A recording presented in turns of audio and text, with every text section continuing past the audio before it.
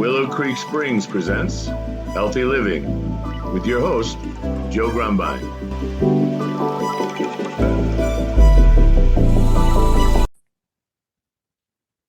Well, hello and welcome back to the Healthy Living Podcast. I'm your host, Joe Grumbine, and today we have a very special guest. He goes by the name Kevin Bishop Foreman, and this is a guy, once again, that has so many credentials. I'm just going to kind of briefly walk through a little bit of it. And he's a Renaissance man who devoted his life to changing lives. He's born in Denver, Colorado, and reared in Orange Mound, an area of Memphis, Tennessee, riddled with the plight often accompanies the inner city from humble beginnings. Through God's amazing grace, he's defied statistics and transcended superficial boundaries. Today, he's an influential pastor, a successful church planner, bishop, success coach, in-demand speaker, author, philanthropist, and so many other things. So without chattering on about all the wonderful things you did, let's just get to meet you. Welcome, Bishop. Yes, sir. And how are you doing today? Listen, I'm so glad to be here. I'm doing amazing. Glad to be with you and excited to be with your audience today to really talk about something that I think is so important for us all, healthy living. So I'm doing well. And you?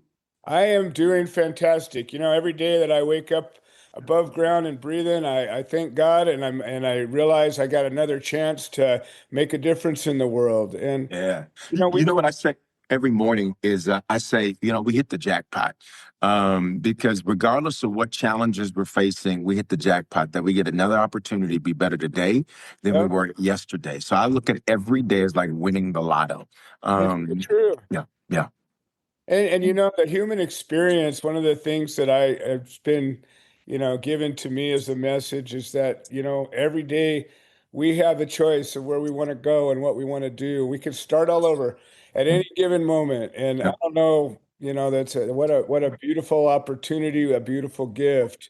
Yeah. And we talk a lot about, the physical elements of health and the mental elements of health, but the spiritual elements of health I get into quite a bit myself. But Yeah. it's really great to have somebody, I believe, that's got a focus on that. Yeah, for me, it's all, I don't think you can separate the two. I look at part of my health journey, I really had, because of the nature of my life, which really from age 12, I started my first business when I was 12. I got into ministry through music when I was 12. And so I just, from 12, I just had, and really before that, I just had one button, which was on. There's no off switch, and there was rarely a slow down switch. Like slowing down was just working through whatever the obstacle was. And so as a result of that, sometimes you can develop habits that aren't great. And so you can eat late, you can eat the wrong things, all of that. Oh, And yeah. so, being born in Denver, which is a relatively healthy area, relatively speaking, and Memphis in the South, everything is around food. Everything is around good eating, biscuits, and all the rest of it. And listen, I love it. Pride and all that good stuff. Pride and, all of that. And so, that was a lot of what was how I viewed things. And so many things came as a revelation. In 2013, I had actually prayed for a strategy because I'd gotten to a weight I was like 250, 260. And I'd gotten to a weight to where I said, I'm 5'9", and I carried it well. I looked like a middle linebacker, for the Broncos or something. So I carried it well. But I just said, you know what? I would preach the 2 Sunday services, and then I would sleep for hours after church. And I said, I don't want this to be my life where I can't enjoy it. And then, I looked at that. So I tried everything: slim, slow, slim, fast, protein, power, all the carbs you want, no carbs, protein, Atkins, everybody. I tried everything. Nothing ever really was successful for me. So here's the spiritual component. I prayed. I said, I need a strategy because all of these other nothing is working. So if nothing else is working, I need something divine. And I think what you mentioned is so important. When you talk about healthy living, sometimes you'll try a bunch of things to discover that maybe there's no template or pattern for you. You need a divine download. Yeah. So I prayed for one, and we were at the end of a 21-day, what we call Daniel fast. So basically fruits and vegetables. And at the end of it, that was the day I prayed. I said, I need a strategy. As I laid out on my couch, tired from the 2 Sunday services, having just eaten this big fried platter of fish and everything else, I said, I need a strategy. I flip it on Netflix.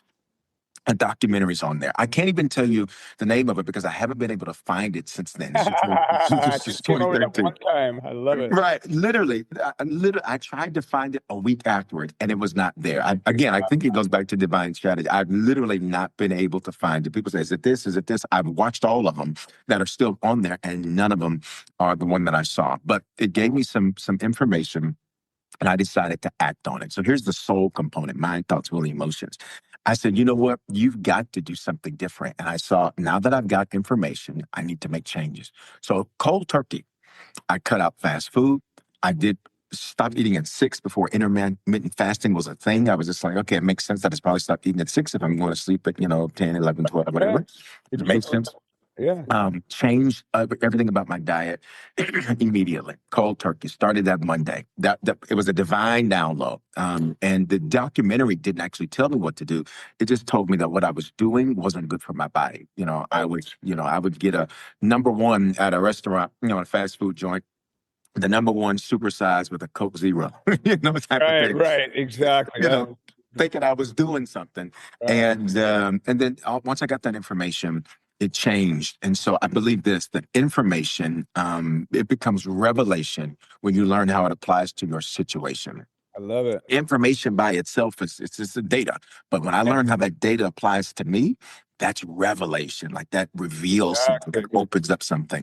So at that moment, I did it. And so here's what happened. As a matter of fact, I did a whole webinar. Matter of fact, we did a whole masterclass to teach people because it inspired this movement we called Fit Harvest, where people saw me lose the weight right in front of them. They saw me get healthy right in front of them. And so we had individuals who lost 100 pounds, 150 pounds, one lady 200 pounds. Through about 3 months after doing that, and again, just made the change. 3 months after doing that, we've been pretty casual. It was going into the summer, being pretty casual. And so I didn't really pay attention to why my clothes fit, that type of thing. Long story short, I had to speak at a leadership event up in Vail, there in Colorado. I go to a leadership event, needed to put on a suit. I went to put on my suit. When I put on my suit, the pants were hanging off. I said, this isn't my suit. Put on the jacket. The jacket's hanging off. I said, this is not my jacket. So I say to my assistant, whose suit is this? This is not my suit. Whose suit is in my bag?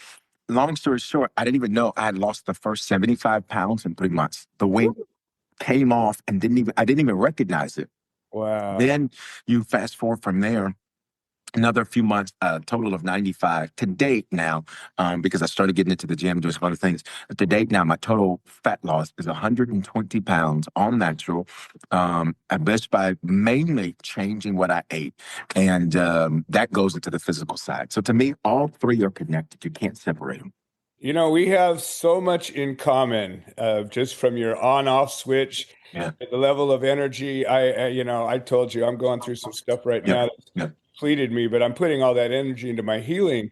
Right. And so rather than me just exuding it everywhere, I'm just focusing it where it needs to go. But I also lost 50 pounds, and I've had my own revelation and my own information and my own situation. I learned, that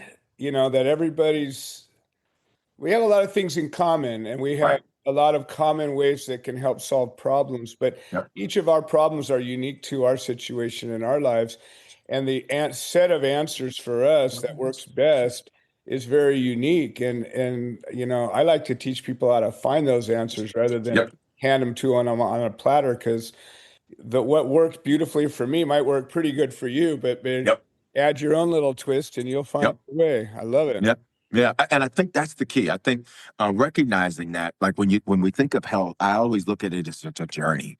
I look at health and healing as two journeys that we're constantly on, and that's something I speak over my life every day. I'm 100% healthy, 100% healed, and to me, that's all three areas. That's spirit, subconscious mind, soul, mind, thoughts, will, and emotions, body. To me, all of those things, the health is important, because you want to know one of the most interesting things that happened to me as I began to lose the weight. As I began to lose the weight, I began to notice that I had some bitterness. I had some bitterness from experiences that had happened. Again, Sure. you get started with your first business at 12. By the time I was 19, I built Denver's largest Black-owned real estate finance brokerage, the largest Nice. Black-owned mortgage company. Simultaneously, I'm in ministry. And, a lot of times, people who have ever been in church maybe have heard the term church hurt, where people go through maybe an unexpected experience in church that's disappointing. Well, having been in a leadership seat for the majority of that time, well, for the majority of my time, I was like, ooh, these sheep can bite too. These Oh, sheep are yeah. biters. I mean, they're biters. Yeah. And so as I navigated through, as I began to shed the weight, began to shed some of the emotions that came with the weight. And I recognized a few things. I used to be an emotional eater. I'd eat Uh-huh. when I was happy. I'd eat when I was sad. I'd eat. To me, Yeah. the eating was the solution. Like, I feel great. Let's eat. Oh, I don't feel great. Right. Let's eat. I was a dessert with every meal type of person. And I said, why do you do that? It's not just a sweet tooth. I said, what is it? It was because as a child, I often was placed in a parentified situation, an amazing mom. But my stepfather, he was an abuser. He was a womanizer. And so I often was sitting in the seat where I was, protective of my mother, protective of my brothers and sisters. She never asked me to do it. My mother's the most amazing woman I know. But that was just something. So to me, the dessert was my way to essentially reclaim all of the desserts, other rewards, or things that I didn't have or didn't get to fully experience as a kid. I discovered so much through going through that process that there was some bitterness, as I mentioned, that was left over just from some painful experiences. And the big takeaway for me was that these two things are not separate. And that as I began to get myself together physically, I recognized there's some soul stuff you need to deal with that also then impacts the spiritual. So again, it's all connected, but I had to find the way that worked for me, Right. because I tried everybody else's way. And I think for some, I tried this, I tried this, I tried this. Question: have you ever asked for a divine download? There you go. That's it. Exactly. 100%. I could not agree with you more. I find that prayer is the way that keeps you looking at what you need to see. Like, it's when you think about, oh, I'm going to work on this, all of a sudden you start noticing these things. But Yeah. when you pray for that answer, all of a sudden they just start coming Yep. to you. Yeah, somebody was telling me, I was doing another podcast, and they had mentioned something. I just never heard it articulated this way. They said, "Are you familiar with red carp theory?" And I just never heard it titled that way. But it's essentially saying that once you're told to focus on something, everywhere you look, you're going to see it, you find it. And I think the same is true. Once you asked for a divine download, all of a sudden, literally the same day Yeah. I prayed for it. Boop, it's right there. I'd had Netflix for years. What Right. was different was that I had focused my energy on finding the solution, and I had asked for a divine download. And I think that's Exactly. the reality. Everything we need is within reach, simply awaiting our awareness of it, simply awaiting our attention to it. And this is why distractions come in life, to snag your attention so that you don't see the answers that are often right in front of you. It's so funny. People, they talk about evil and the devil and all these things are trying to get you. But you know what? I think all he ever does is try to just distract you just Distract you. a little bit. Hey, look over there. Oh, look at Yep. that. Yep. There Squirrel. we go. We get lost in these Yep. things, and it's so effective. And we Yep. just sit there and we're busy looking for the big thing, and it's just a little whisper. And Little whisper, little whisper. yeah, Yes. And I think that's powerful too, even when it comes to health. I think part of health is focus.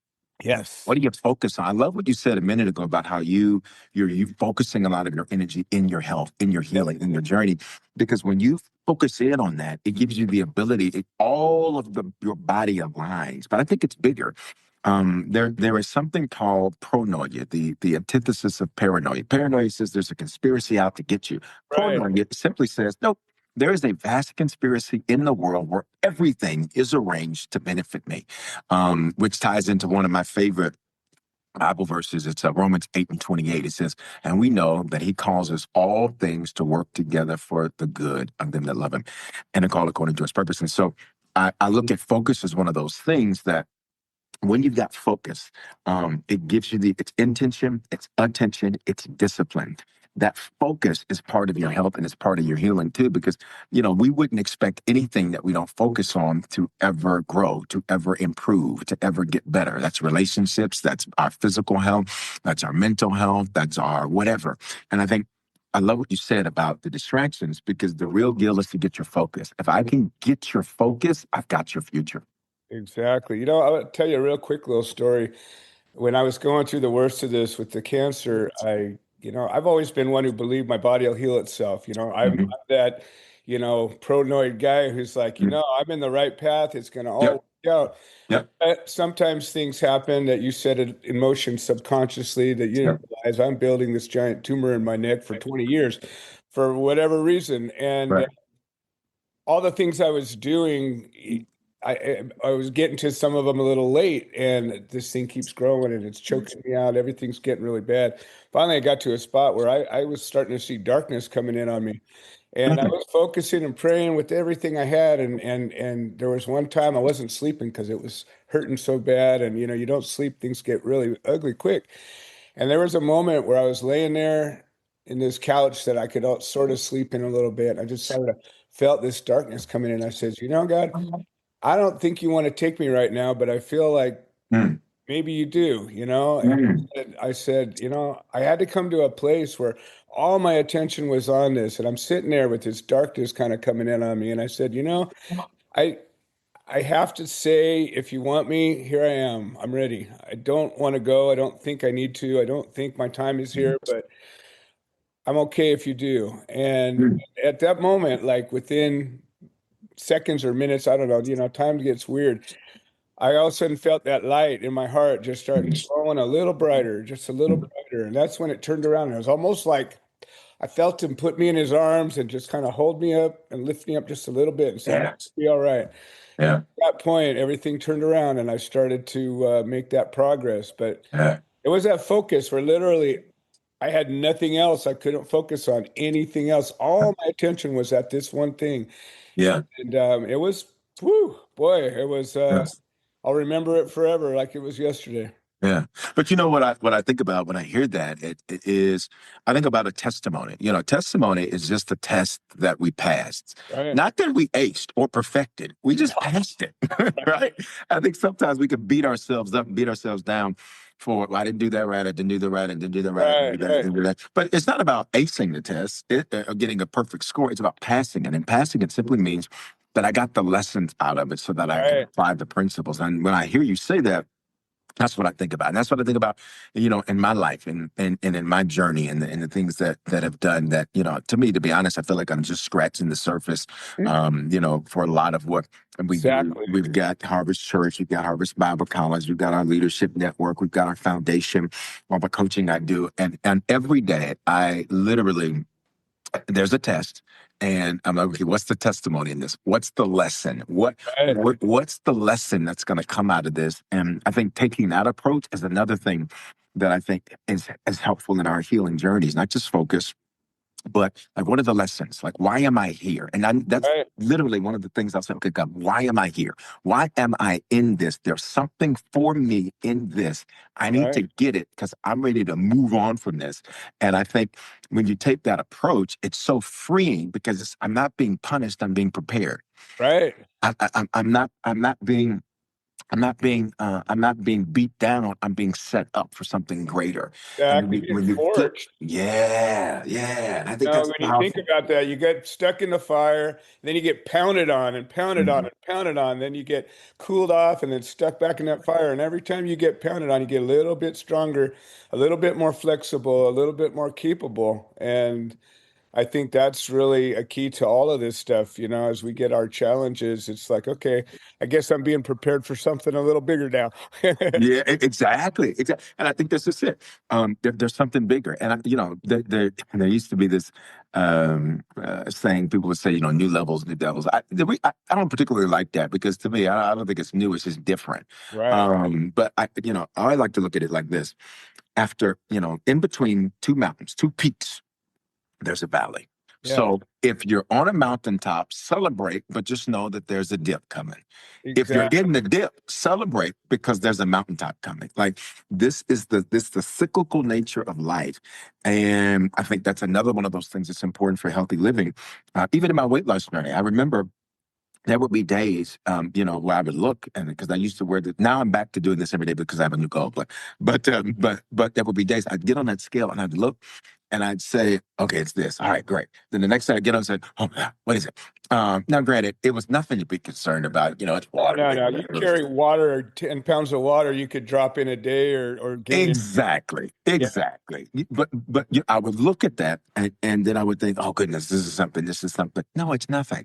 It's the natural cyclical process that Exactly. we go through. It's nothing to be alarmed about, nothing to be concerned about, nothing for a lot of your audience. Sometimes we go through that and we think, oh my God, this is something. It's nothing. It's part of the process. The scale is accountability. It's you just holding yourself saying, okay, like for me, it's been 7 years, since I dropped that 50 and I've kept it off. But now that with this cancer, I'm dealing with a whole nother problem. I dropped another 20 and that took me down below where I wanted to be. Where you want to be. Now I'm in a different struggle, but I'll get out of this. I'll be done with that soon. But There you go. every day I sit on that scale, same time every day I go, I just see where I'm at. And if I'm a little one way, I go, okay, let's just keep an eye on it. If I go a little the other way, but like you say, there's no sense for alarm. It's just accountability, holding yourself. Yeah. Here I am. I'm still carrying that torch. I love something you said though. It is that, and I'll get through this. And I think when you think about healthy living, that mentality is exactly it. I'll get through this. I'll get through this. I'll get through this. That centers you and pulls, again, all three parts we're talking, spirit, soul, body, pulls all three parts and says, let's get through this. Let's push through this. This is not the end. This is not over.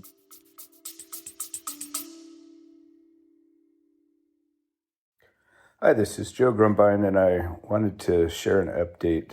The platform that hosts this podcast has made some changes to the subscriber settings, and we have a number of subscriber-only episodes that we offer to the supporters, and for a minimum of $3 a month, we can get you signed up. And if you're already signed up and you're having some kind of trouble locating these episodes in the other platforms, I would say maybe the best answer is to unsubscribe and then resubscribe. I'm sorry for the hassle. I don't have any way to make a change, but I'm very grateful for all the support. Thank you. So true, so true. I love it. It's so funny. I feel like as I'm continuing the show, I'm 2.5 years into the show, and we run over 250 episodes already, and guests are coming to me right and left, but I'm finding more and get more guests that are really aligned in some way with what I'm thinking, the way I am, the things I've discovered, and to hear from different perspectives and different points of view and just different areas of this. It's such a giant topic that any little facet you could talk on for forever, and it's beautiful that I feel like I'm in alignment with this purpose of sharing these messages. Yeah. But you know what I love? I agree. But you know what I love about even what you mentioned is that you said earlier, pronoid person who believes I'm in the right place at the right time. And that's just echoes what you just said. Right. And so I think sometimes even in the challenges we face, it doesn't change the underlying belief that I'm in the right place at the right time.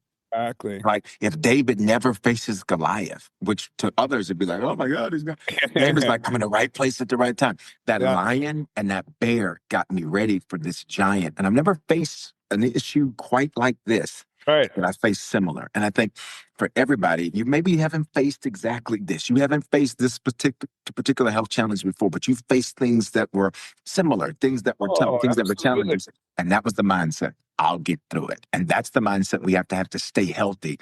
I'll get through it. And when you tell your body, when you tell yourself, we're getting through this, everything comes into alignment. And I think part of it too is where are you going? You got to decide what's my goal. Why am I walking this way? Where am I headed to? And if you keep telling yourself, well, my goal is to be the best me I can be. I was put in this place with a purpose. I want to serve that purpose. And so how do you do that? Well, the best way I can. What am I going to do it with? Well, my best body, my best mind, my best spirit. And I let's keep going. Yep, yep, yeah. I love that. Let's keep going. And to me, that's been the whole journey of my life. Let's keep going. And I think one of my books that I wrote, it's called Evolutionaries, and it's about unlocking the new you. And I think for all of us, for everybody, there's a new you. There's always a new you in you. Like, I reject the premise where sometimes people talk about destiny, and here's why I don't like that word. Destiny implies destination. Right. Like, I get here and I'm done, and I Right. reject that premise, because it's like, I got here, I'm done with this level. Let's Right. level up. I get here now, I'm done with this stage. Let's level up. I get here now, I'm done with this Exactly. process. Let's level up. And so, from that perspective, I think it's important, because I think sometimes people are chasing something that's never coming, like this feeling that I'm done. To me, if you got a Right. pulse, there's still a plan. And so, but in that book, I talk about how the butterfly goes through its 4 stages of evolution.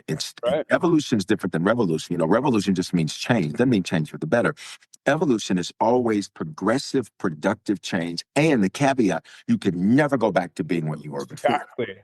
All right. So the butterfly starts as small as a sesame seed on a sesame seed vine.